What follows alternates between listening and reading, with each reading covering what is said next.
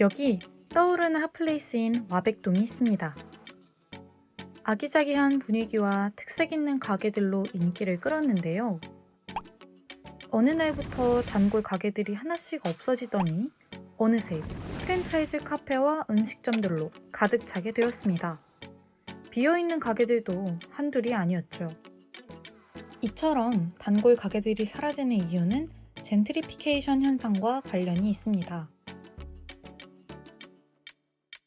낙후됐던 구도심이 활성화되면 유입된 중상류층에 의해 땅값 및 임대료가 상승하게 됩니다. 이를 버티지 못한 원주민들이 다른 곳으로 밀려나게 되는 현상이 바로 젠트리피케이션인데요. 한국에서는 주로 2000년대 이후 상업공간을 중심으로 진행되었습니다.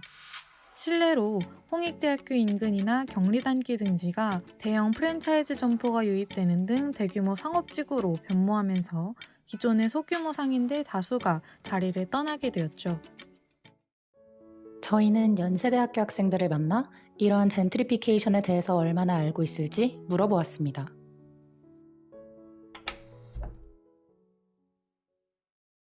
개인 카페를 조금 더 선호하는 편인 것 같아요. 프랜차이즈보다는 개인 카페를 선호하는 편인데요.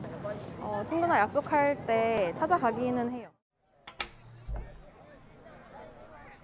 근데 제가 이제 얼굴을 트면 개인 카페 사장님들은 되게 많이 챙겨주시고 또 이야기도 잘 걸어주셔서 좀 더 좋은 것 같아요. 어떤 정성도 느낄 수 있고 어떤 가게 자체와 교감한다는 느낌이 들어서 네, 개인 카페는 그 사장님 개인 고유의 개성이 좀 묻어나는 것 같아서 좋은 것 같아요. 들어봤어요. 네. 네, 저는 들어본 적은 있고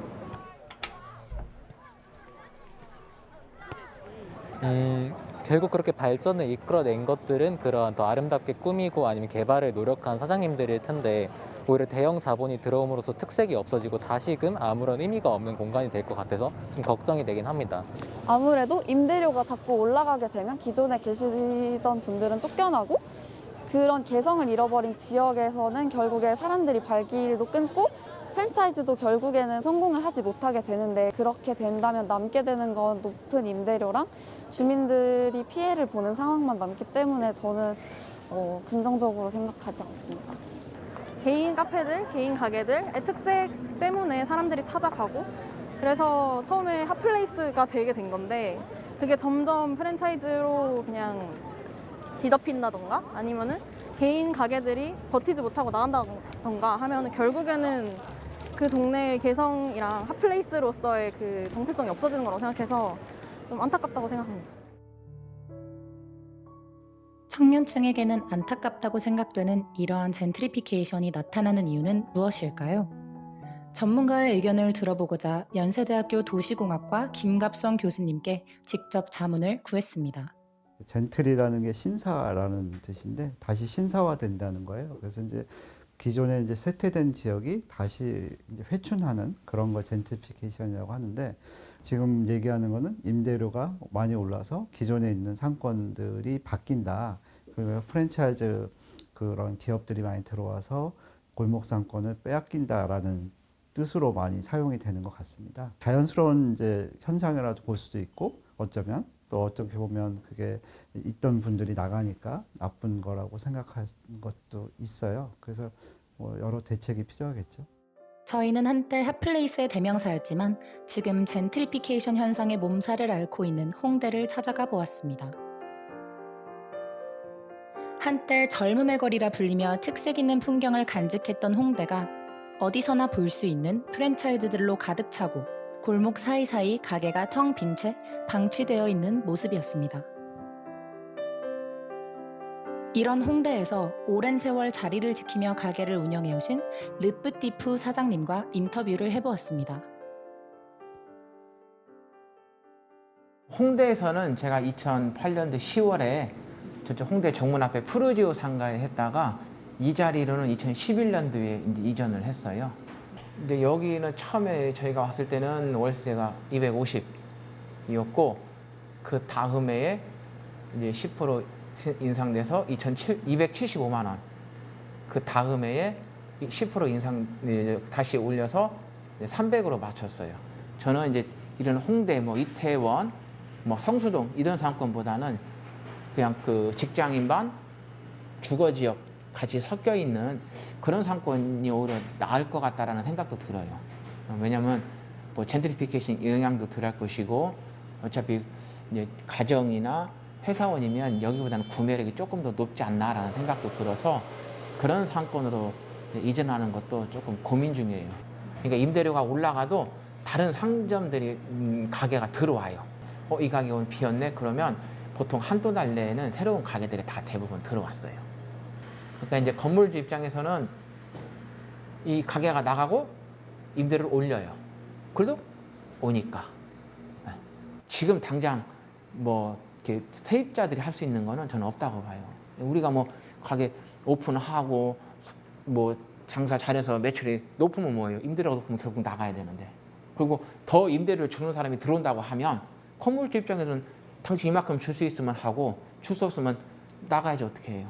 좋지 않다는 건 아는데 우리가 그거를 내 대해서 딱히 뭐 대비할 수 있을까? 할 수 있는 방법은 여기를 이제 상권을 뭐 아예 벗어나든지 좀 더 저렴한 곳으로 갈 수 있다는 거 정도밖에 없는 것 같아요. 한 사람만 노력한다고 되는 게 아니니까 노력할 수도 없고 우리 입장에서는 그런 것 같아요. 우리는 젠트리피케이션에 관련해 가지고 여기에서 안정적인 영업을 할 수 있게 해달라는 거, 뭐 임대권을 임차권을 뭐 보장해 달라는가 뭐 이런 거밖에 없죠. 뭐 제일 중요한 건 이제 소비자 좀 추억을 가졌으면 좋겠어요. 추억. 프랜차이즈는 추억이 없어요. 우리나라 프랜차이즈는 수명 길어봐야 멤버 한 10개 빼고는 다 10년 정도밖에 안 돼요. 리치몬드 30년 가게가 없어지고 엔젤리너스 들어온단 말이에요. 걔들은 장사 안 되면 또 바뀌어버리면 그만이에요. 근데 그 자리에 30년의 역사가 없어져 버린 거잖아요. 그게 안타까운 거예요. 그게. 그렇다면 이러한 젠트리피케이션으로 인한 소상공인의 피해는 어떻게 예방하고 또 보호할 수 있을까요? 지금같이 정부가 처음에 초기 투자만 하고 도시재생을 해놓고는 그다음에 임대료 올라가는 거는 생각하지 않는 게 아니라 처음부터 상생 협약 같은 걸 하는 거죠. 임대하는 사람과 세입자 간에 그런 상생 협약을 맺어서 몇 년 동안은 임대료 안 올리겠다라고 하던가 올리더라도 그거를 어떻게 보존하는 방식 같은 거를 메커니즘을 먼저 만들어 놓는 거죠. 그러면 상권이 유지가 되겠죠. 아니면 공공의 임대 공간을 많이 만드는 것도 방법이에요. 그러니까 너무 우리는 그 정부가 많이 재산을 갖고 있지 않은데 공공의 건물을 좀 갖고 있고 거기를 좀 싸게 임대를 하는 걸 하면 주변까지 다 퍼지잖아요. 비교가 되니까 그런 작업들이 좀 필요합니다. 지난 2015년 성동구에서는 국내 최초로 젠트리피케이션 관련 조례를 제정했습니다. 프랜차이즈나 임대차 보호법 관련 상징적 내용이 전부이지만 건물주와 상인들에게는 의의가 있습니다. 서울시에서 이러한 상생 협약을 체결한 임대인에게 혜택을 주는 장기 안심상가 정책을 펴고 있지만 지원자가 부족하여 추가 모집을 받는 등 관심이 부족한 상황입니다.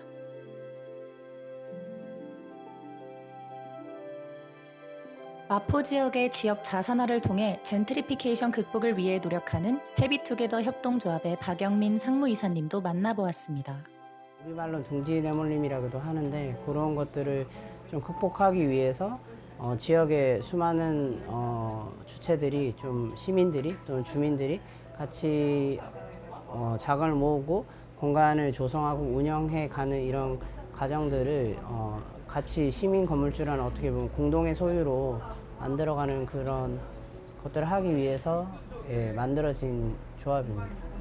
지금은 되게 부동산이라는 게 되게 사적으로 소유가 편중돼 있잖아요. 그런 것들을 일종의 새로운 공유제로 어떻게 보면 공간이라고 불리는 뭐 건물이든 공간이든 이런 토지든 이런 것들을 이제 우리 시민들의 어떤 공동의 소유로 이렇게 바꿔내는 작업들을 이제 시작하는 게 일종의 시민 자산화인데 그런 그 밀려남과 쫓겨남을 겪었던 여러 사람들이 함께 이제 하나의 건물을 우리의 어떤 그 허브 같은 기능을 하는 건물을 이제 매입하고 그것들을 조성하고 운영해 가려고 하는 과정으로 극복하려고 하고 있고요. 젠트리피케이션은 주되게 많이 상권 중심으로 얘기되기는 하는데 사실은 이제 이게 같이 연결돼 있거든요. 자기가 가는 어떻게 보면 좋은 작은 공간이든 단골 가게든 뭐 이런 것들이 이제 사라져 가잖아요. 우리는 이제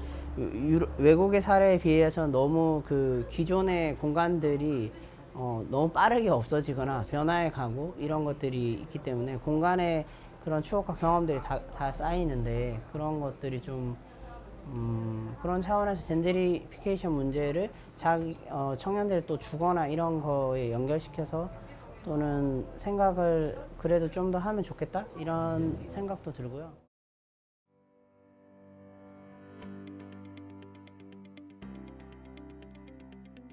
비어있던 거리에 특색 있는 가게들이 입점하면 하나의 상권이 형성됩니다. 성장한 상권, 즉 핫플레이스에 일어나는 젠트리피케이션 현상은 다채로웠던 명소의 매력을 반감시켜 상권을 무너뜨리는데요.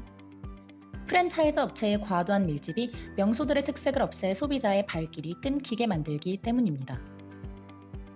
핫플레이스의 빈 공간에 입점하고자 하는 자영업 업체와 프랜차이즈 업체가 있을 때 기존 인지도와 소비자의 신뢰도, 그리고 높은 임대료를 감당할 거대 자본력을 갖춘 프랜차이즈는 유리한 위치에 있습니다. 하지만 품질과 가격 면에서 경쟁력을 얻기 위한 자영업자들의 노력이 있고 이들을 돕는 정책이나 임대인의 협조, 그리고 이러한 노력들에 대한 시민들의 관심이 모여 이러한 불균형은 뒤집힐 수 있습니다.